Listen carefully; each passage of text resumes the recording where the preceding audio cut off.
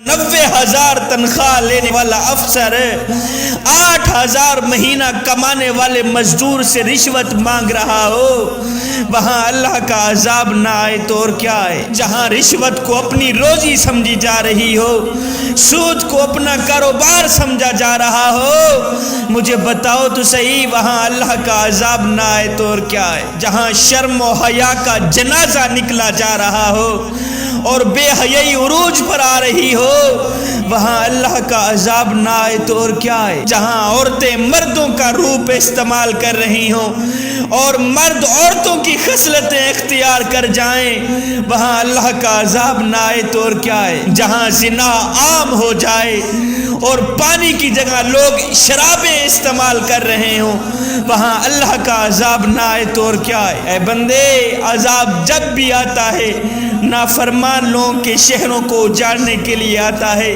عذاب جب بھی آتا ہے نافرمان لوگوں کی بستیوں کو، نافرمان لوگوں کے گھروں کو اجاڑنے کے لیے آتا ہے۔ اے بندے، صبح سے لے کر شام تک نبی نبی کیا کر، اور نبی نبی کرنے والوں کا تو میرا اللہ حیا کرتا ہے۔ شبیر قمر بخاری کے بیانات سننے کے لیے ہمارا آفیشیل پیج لائک کریں اور ثواب کی نیت سے ویڈیو کو شیئر ضرور کریں۔ جزاک اللہ۔